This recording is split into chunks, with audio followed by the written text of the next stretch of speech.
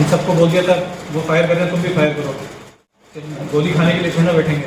लेकिन कोई जनता का आदमी ग्रामीण उसको कोई नुकसान नहीं हो जाए, ना तो उनकी गाड़ी से ना हमारी गाड़ी से ना उनके फायर से। ये बहुत कठिन वाला था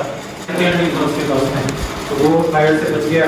फिर और पीछा किया, अपने बीट कॉन्स्टेबल्स के जो ग्रुप बना रखे हैं उससे ग्रामीणों को जोड़ा। इस उसमें मेरा शून्य रोल है। ये नहीं, ये सारा जो साहब के निर्देशन में हुआ, साहब के मार्गदर्शन में, साहब के लीडरशिप में सारा साहब मॉनिटर कर रहे थे पूरा एक एक पल की चीज। और मैं आपको एक ही चीज कहूँगा, ये अब तक की जो पुलिस जीवन की वन ऑफ द बेस्ट जो एक ऐसा एफर्ट्स था जिसमें वहाँ के जिले की पुलिस थी, जैसलमेर जिले का सिपाही का सहयोग था, हमारे 5-7 थानों की पुलिस थी और गांव वालों का बेहतरीन सहयोग। इससे बेहतर मैंने कभी सहयोग नहीं देखा, मतलब बाड़मेर का समन्वय होता है ना, अलग अलग पुलिस का समन्वय, अलग अलग थाना पुलिस का समन्वय और ग्रामीणों का समन्वय, उसका ये ज्वलंत उदाहरण है। ऐसा अक्सर हमने भी पहली बार सुना है 18-20 साल से हमारे कि ग्रामीणों ने इसके लिए प्रयास किए। हमें सबसे बड़ी चिंता ये थी कि जिस हिसाब से गाड़ी को ड्राइव कर रहे थे तो हमारा ये इंटेंशन था कि वो किसी के कोई जनमान की हानि नहीं हो जाए।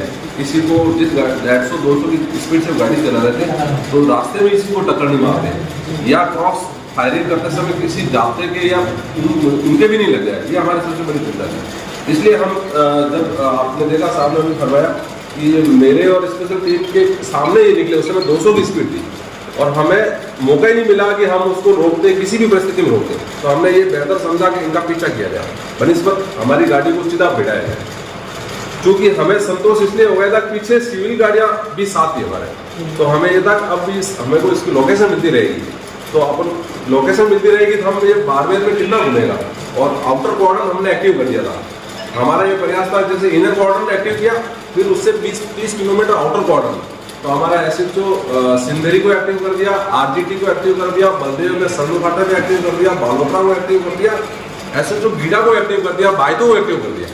तो आउटर कॉर्डन हमारा जब एक्टिव हो गया तो हमें इनर कॉर्डन में मेहनत करनी थी।